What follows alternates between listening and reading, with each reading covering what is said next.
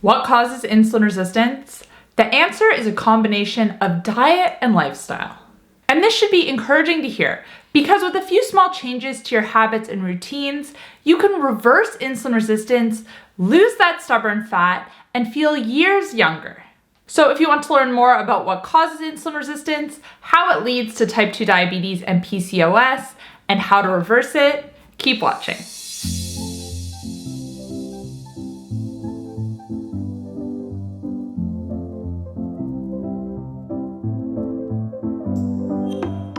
Hey guys, welcome back to my channel. If you're new here, my name's Kate. I'm a certified health and nutrition coach. I post videos twice a week here on YouTube talking all things insulin resistance, weight loss, sleep, and more. So if you're ready to take control of your metabolic health, make sure to click that subscribe button. And you can also find me on TikTok and Instagram where I share new posts every single day. Today's video is sponsored by Squarespace. For everything from websites and online stores to marketing tools and analytics, Squarespace is the all-in-one platform that does it all. Head to squarespace.com/healthcoachkate to start your free trial today. Insulin resistance has become an epidemic. It is thought to affect over 80% of American adults, although most cases go undiagnosed. It is the main cause of poor metabolic health, leading to excess abdominal fat, high blood pressure, and difficulty losing weight. All of which are extremely common nowadays, signifying just how prominent insulin resistance is. When left untreated, insulin resistance will eventually progress to prediabetes and type 2 diabetes. It can also lead to PCOS for women, hypertension, heart disease, certain cancers, and a whole host of other side effects. But if insulin resistance is so common, if it contributes to so many other diseases and side effects, why does it so often go undiagnosed? It's because doctors do not routinely test fasting insulin. They only test fasting glucose or blood sugar. But the issue is that insulin can rise years, even a decade before fasting blood sugar starts to go up. And it gets missed because, once again, insulin is not tested. Now, what is insulin, you might be asking? Insulin is a hormone, and one of its main roles is to tell our cells to take in glucose. Glucose, of course, also being known as blood sugar. So when our blood sugar goes up, after we eat a meal, for example, the pancreas releases insulin, which takes the excess glucose from our bloodstream to our cells. Insulin resistance is when our cells are no longer responding to the actions of insulin correctly, and they are not taking in glucose as they should. As a result, the body pumps out more insulin to deal with the excess sugar that hasn't been let into the cells, and insulin levels end up remaining higher for longer than they should. And it is these high insulin levels that lead to a lot of the side effects. These include excess abdominal fat, skin tags, and dark patches of skin. High insulin also causes your HDL cholesterol to decrease and your triglyceride to increase. But why do our cells start resisting insulin in the first place? Let's take a step back and talk a bit more about how blood sugar works and what causes our blood sugar to rise. Now, when we eat foods that are rich in carbohydrates, these carbohydrates are broken down by the body and they're broken down into sugar, which causes our blood sugar to rise. Insulin is then released to deal with this excess sugar that's in the blood, taking it out of the bloodstream and to our cells that need it. And this is a normal function of the body. Our bodies are equipped to deal with this influx in blood sugar and, like I said, deal with it accordingly. And this is a normal function of the body. Our bodies are equipped to deal with these influxes in blood sugar. However, if we are constantly eating high carb foods throughout the day, our blood sugar is constantly rising and it might not have enough time to come back down to baseline before we eat again. So, like I said before, as a result, more insulin is pumped out and insulin ends up remaining elevated for longer periods of time. And this causes our cells to become overwhelmed because our bodies are basically trying to continually force glucose into them, despite them being already full. And this turns into a vicious cycle, where high insulin is causing insulin resistance, and insulin resistance is causing high insulin. And the problem gets progressively worse until it manifests as other diseases. Having high glycemic variability, which is when our blood sugar has big fluctuations throughout the day, is associated with an increased risk of insulin resistance. Because if your blood sugar is constantly spiking, This means that your body continually needs to pump out insulin to deal with it. And if your insulin doesn't have a chance to come back down to baseline before you eat again, your insulin remains high, and this is where the cycle starts. Having high insulin is also known as hyperinsulinemia. And this is really what leads to all of the associated symptoms and diseases. Now, before we get into how insulin resistance will eventually lead to type 2 diabetes and how it can also lead to PCOS, I'm going to take a quick moment to tell you about today's sponsor, Squarespace. I love Squarespace. I've been using their platform for over 4 years. I launched my coaching business back in 2018, and as I was finishing up my certification, I was trying out all these different website platforms. And after doing a few free trials, let me tell you that absolutely nothing compared to Squarespace. Squarespace has everything and more on one platform. Website building and customization, domain hosting, e-commerce, podcast support, mailing lists and email campaigns, scheduling, SEO. And that's just the tip of the iceberg. I love that people can sign up to my email list on my website, and I can send out newsletters straight from Squarespace, so everything is all in one place. No figuring out how to connect one service to another. It couldn't be more seamless.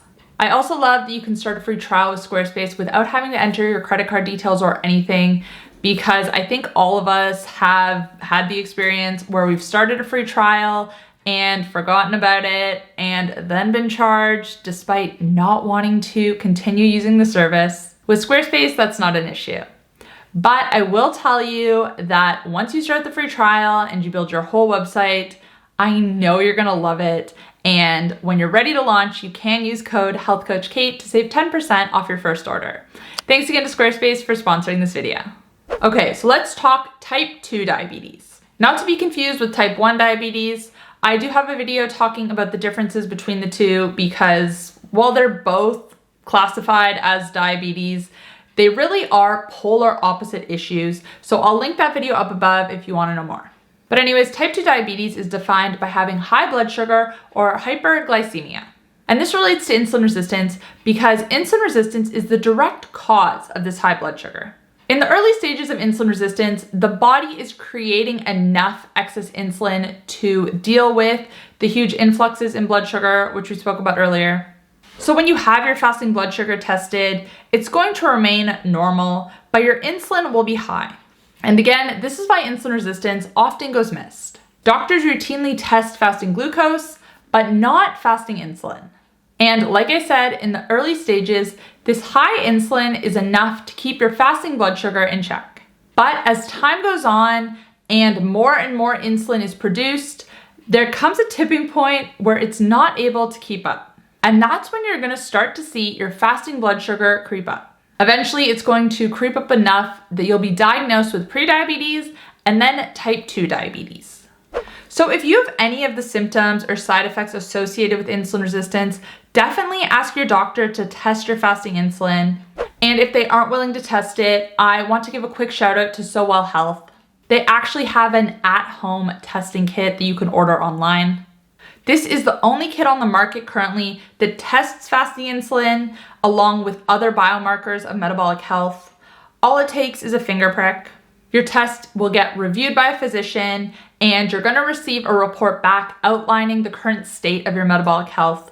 And this is also going to give you some advice on next steps you can take. So I'm gonna link that kit down below if you want to know more. Unfortunately, it is only currently available in the United States.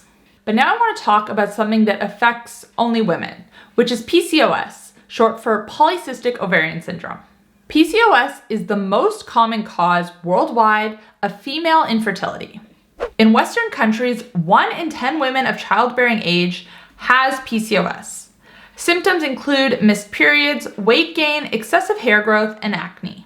Women with PCOS often have difficulty getting pregnant and seek infertility treatments. And a lot of women are surprised to hear about the connection between insulin resistance and PCOS. Because just like type 2 diabetes, the vast majority of PCOS cases are actually directly caused by it. To be diagnosed with PCOS, you have to have 2 out of the 3 main symptoms: an irregular period, high testosterone, and cysts on the ovaries. Now, there is a lot of confusion surrounding PCOS. A lot of women who are diagnosed with it are told that it's a lifelong condition, that it can only be managed and it can't be reversed. But this isn't true.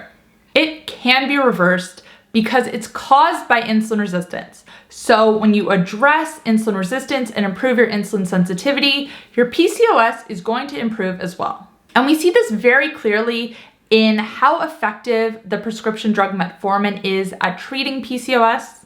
Metformin is a drug that works to improve insulin sensitivity, and it is effective for over 90% of women with PCOS. Now, I'm not really a fan of metformin. It comes with a long list of side effects, but I do think that its effectiveness highlights that insulin resistance is the root cause. I do have a full video on metformin and the side effects. If you are on it, there are some ways to mitigate some of these side effects, which I talk about in that video, so I'll link that up above. But you can get the same effect through diet and lifestyle changes that improve insulin sensitivity as well. But okay, how exactly does insulin resistance cause PCOS? It is actually the hyperinsulinemia or high insulin, which directly causes the three main symptoms. Every month, just before ovulation, there should be a big spike in the hormone estrogen.